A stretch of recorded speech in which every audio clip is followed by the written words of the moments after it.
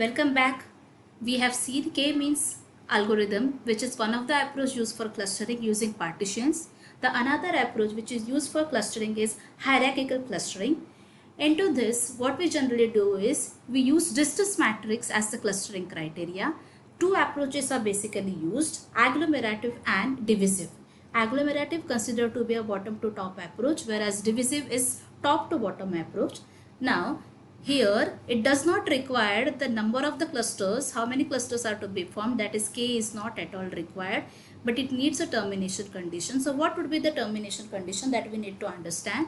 So if it is agglomerative approach, let's understand the agglomerative approach first. The popular algorithm used is called as Agnes algorithm.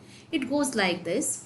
Consider there are these 5 data objects which are present over there, A, B, C, D, E. Now we are going to calculate distance matrix based on Euclidean distance. Now this basically follows neighborhood approach. So we are going to find out distance between A, B, A, C, A, D, A, E, B, C, C, D, B, D, B, E, C, D, C, E, D, E, and so on. Out of this, the one having the minimum distance would be considered as the data objects forming the clusters. Let's say that now in step 1, A and B are the two data objects having the minimum distance. So we are going to form a cluster called as AB. In step 2, again now we are going to find out a distance matrix considering 4 data objects now. One data object would be AB, then we would be having C, D and E. We will be calculating distance matrix. Let's say that now in step 2 we have seen that the minimum distance is between D and E. So the next cluster to be formed is DE. Then in the step 3, again the same procedure would be followed. Let's say it is now CDE, and then at the end we have ABCDE. So as you have seen over here, for the 5 objects we have followed step 4, that is 4 steps. And at the end we have a big cluster, and that is an agglomerative approach, that is from bottom to top.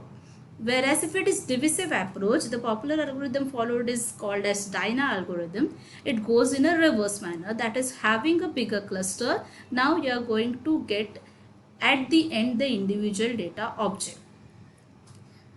The important thing we need to understand over here is there are 3 methods or the 3 algos which are used in agglomerative algorithm. It can be single link, complete link or average link. If it is single link, we are going to find out minimum distance and we are going to consider that particular data objects to have a cluster. If it is average link, we are going to find out average among between the distance, and then that would be taken into the distance matrix. And if it is complete link, we are going to take the max. So based on the algorithm, whether it is single link, complete link or it is average link, we are going to follow our distance matrix. The next important thing into this while solving the sums also is dendrogram, where we are trying to cluster the data objects.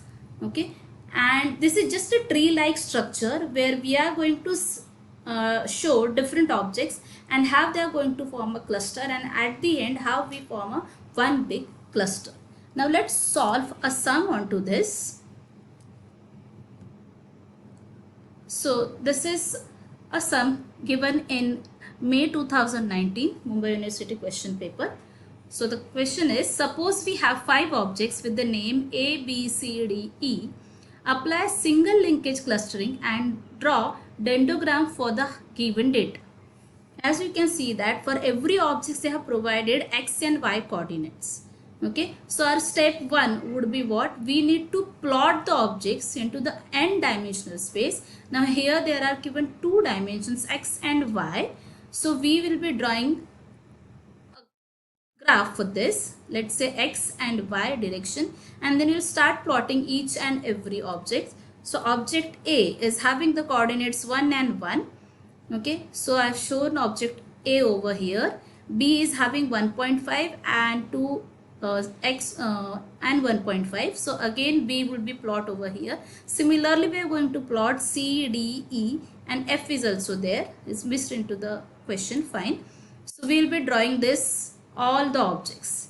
Next step is we have to calculate the distance from each object to the other object Okay, that is from A to B, A to C, A to D, A to E, A to F. Similarly from B to C, B to D and so on.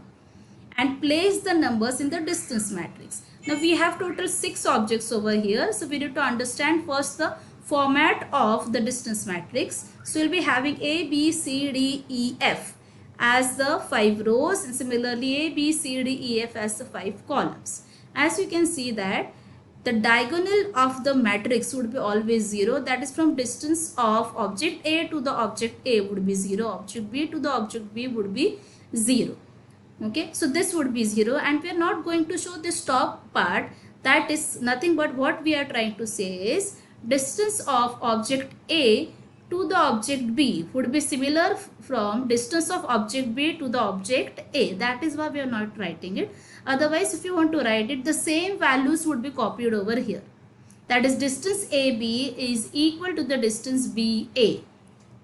So how to calculate the distance? We are going to use the Euclidean distance for this. So distance of AB is equal to square of subtraction of x coordinates plus square of subtraction of y coordinates.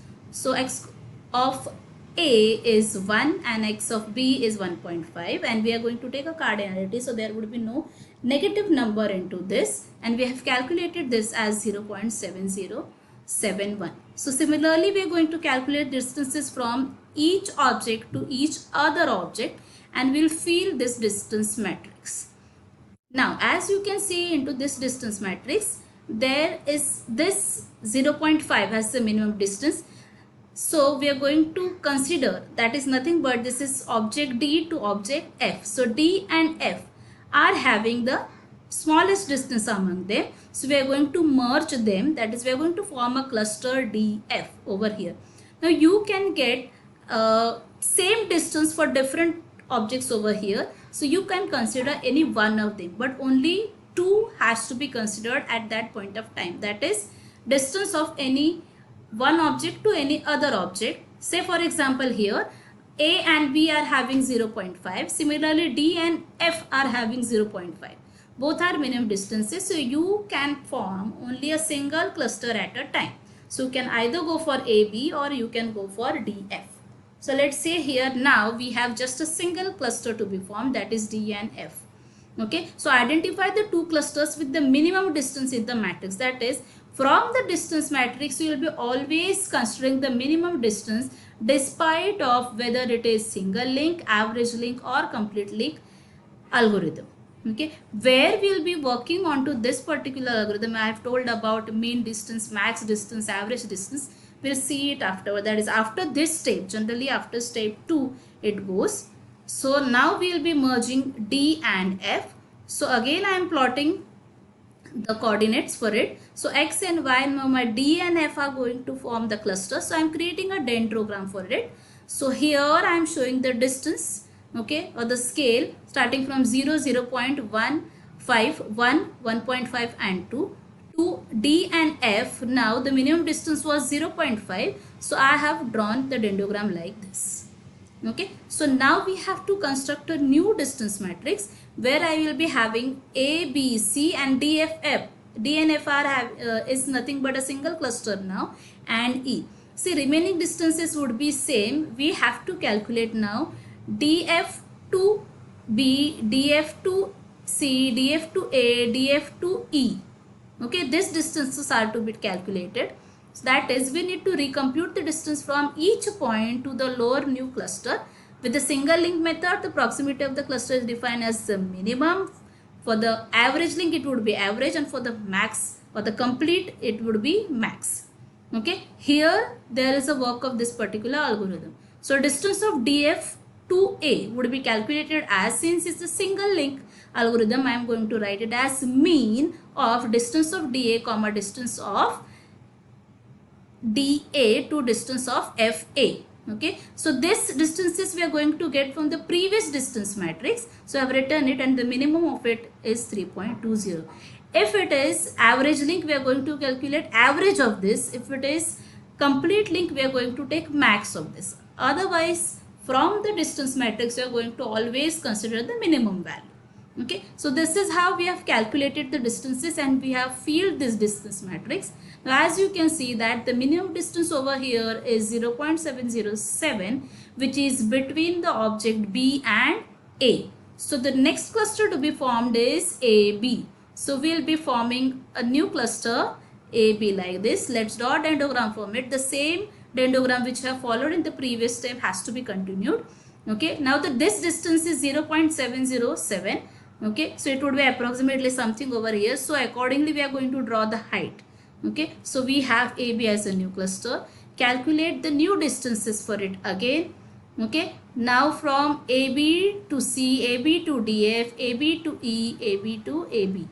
Okay, this would be 0 as we have understood. Okay, now let's see how to calculate distance between AB to DF. So if it is, now this is a normal approach that we have followed in the previous step. If it is AB to DF, so it is minimum of the distance AD, distance AF, distance BD, distance BF.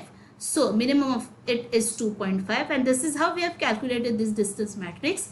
Minimum into this is 1, which comes out to be a distance between E and DF. So next cluster that we are going to form is DEF. So we are going to plot it. DEF. Accordingly we have to draw a dendrogram. DF was the previous cluster that we have already formed, and the distance between DF and E is 1. So accordingly we are going to draw this height, and we have got this. Next thing, again calculate a distance matrix. We are having these clusters now, A, B, C and DEF. So calculate the distances between A, B and C, A, B and DEF. So it would be minimum of the distance between A, D, A, BD, AE, BE, AF and BF, and this comes out to be 2.91. Now minimum of this is 1.41, which comes out to be in between C and DEF. So the next cluster to be formed is CDEF. So we are going to draw the diagram. Accordingly you have to draw the dendrogram also. Okay, and at the end you can understand that there would be only two objects, that is AB and a cluster CDEF. Okay, so we are going to calculate the distance for it. Why we need this distance? You can say that there are only two objects left. So why to calculate the distance again now? Because we have to draw the dendrogram, we need that distance. Okay, so we'll calculate this distance, and at the end you have a bigger cluster, and your dendrogram will look something like this, where you have AB as a cluster, then you have DF as a single cluster, then EDF is another cluster, CDEF is another cluster, and at the end you have ABCDEF as the one bigger cluster. And once you have this one bigger cluster, here your agglomerative approach ends.